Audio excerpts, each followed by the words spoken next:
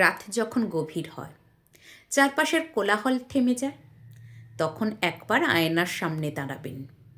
নিজের চোখের দিকে তাকিয়ে নিজেকে কিছু প্রশ্ন করবেন। সমাজকে বিচার করার আগে, অন্যের ভুল ধরার আগে, আজ চলুন নিজের মুখোশটা একটু টেনে ছিঁড়ে ফেলি। খুব কষ্ট হবে, লজ্জা লাগবে, তবুও সত্যের মুখোমুখি হন।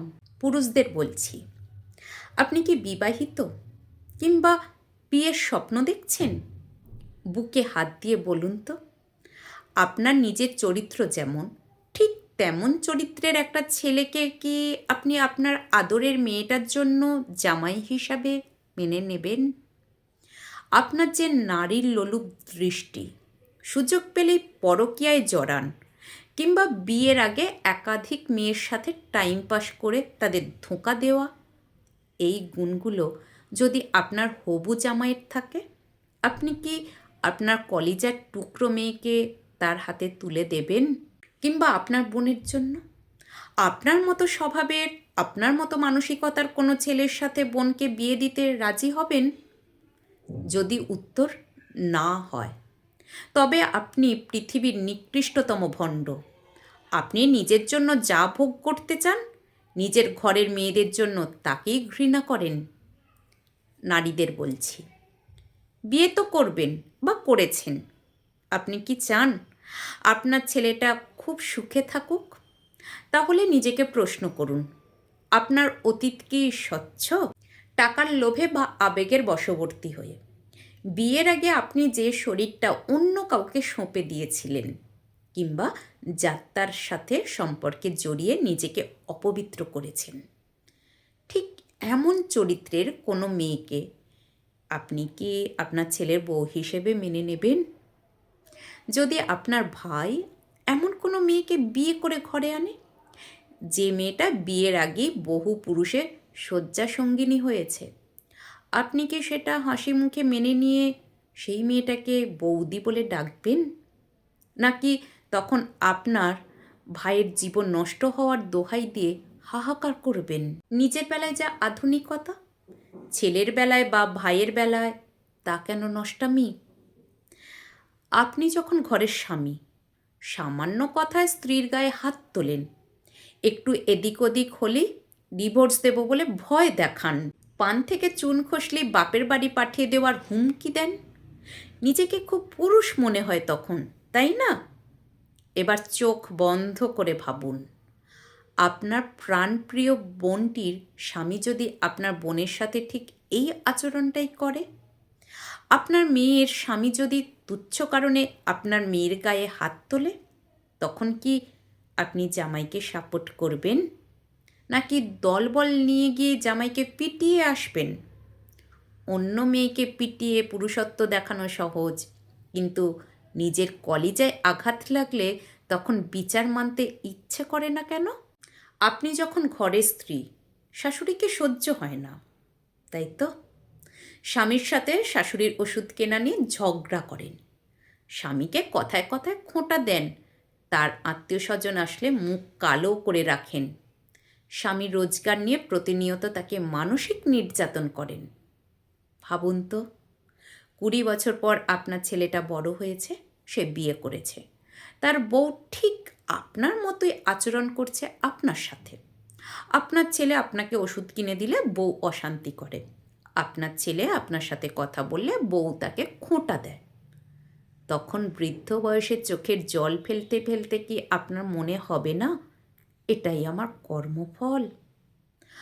আপনি আজ যা করছেন, আগামী দিনের মহড়া চলছে মাত্র।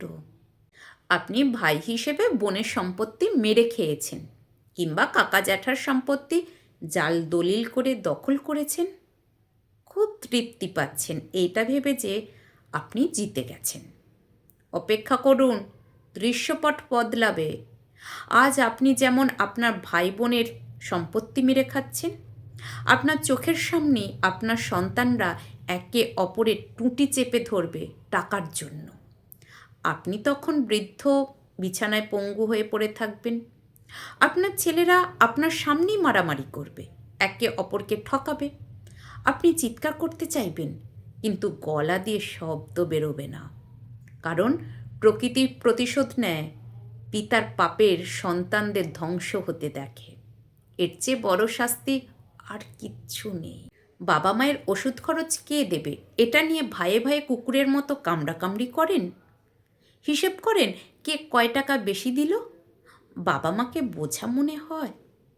মনে রাখবেন, আপনার সন্তানরা কিন্তু সব দেখছে, তারা শিখছে। আজ আপনি আপনার বাবার সাথে যা করছেন সেটা আসলে আপনি আপনার নিজের বার্ধক্যের জন্য ইনভেস্ট করছেন। যেদিন আপনি বুড়ো হবেন, আপনার ছেলেমেয়েরাও ঠিক এইভাবে মিটিং বসাবে। বাবার ডায়পারের খরচ কে দেবে, বড় ভাই না মেজো ভাই?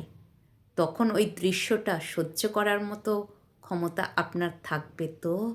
রাত জেগে ফেসবুকে স্ক্রল করেন, একটার পর একটা অশ্লীল রিলস, হট মেয়েদের ভিডিও আর খোলামেলা ছবি গোগ্রাসে গিলতে থাকেন। আবার সেই ভিডিওর নিচে কমেন্ট করেন, ছি, সমাজটা নষ্ট হয়ে গেল। কি অদ্ভুত, তাই না? আপনি দেখছেন বলেই তো তারা বানাচ্ছে, আপনি ডিম্যান্ড তৈরি করছেন বলেই তো তারা সাপ্লাই দিচ্ছে। ভাবুন তো, আপনার নিজের মেয়ে বা বোন যদি টিকটকে বা ফেসবুকে এমন অশ্লীল ভিডিও বানায় এবং হাজার হাজার পুরুষ যদি সেই ভিডিও দেখে লালা ঝরায়, আপনার কেমন লাগবে? মেনে নিতে পারবেন? অন্যের ঘরের মেয়েকে পণ্য হিসাবে দেখতে ভালো লাগে, কিন্তু নিজের ঘরের মেয়েকে পর্দায় রাখতে চান। এই দ্বিমুখী চরিত্র নিয়ে আর কতদিন? সত্যিটা হলো, আমরা এক একজন নির্লজ্জ বেহায়া। আমরা নৈতিকতা শুধু তখনই খুঁজি যখন সেটা আমাদের স্বার্থে লাগে, আর যখনই স্বার্থে আঘাত লাগে তখন আমরা পশু হয়ে যাই। আমরা অন্যের বিচারক হতে খুব পছন্দ করি, কিন্তু নিজেরা এক একজন ধোয়া তুলসী পাতা সাজতে চাই। মনে রাখবেন, পৃথিবীটা গোল। আপনি আজ যে বলটা ছুঁড়ে মারছেন সেটা ঘুরে এসে আপনার কপালেই লাগবে। আজ আপনি যা করছেন কাল তা আপনার সাথেই ঘটবে, হয়তো অন্য কোনো রূপে, অন্য কোনো মানুষের মাধ্যমে। দেরি হয়ে যাওয়ার আগেই নিজেকে প্রশ্ন করুন। উত্তর যদি আপনাকে লজ্জিত করে, তবে আজই নিজেকে বদলান, কারণ প্রকৃতি কাউকে ছাড়ে না, সে তার পাওনা কড়ায় গণ্ডায় বুঝে নেয়।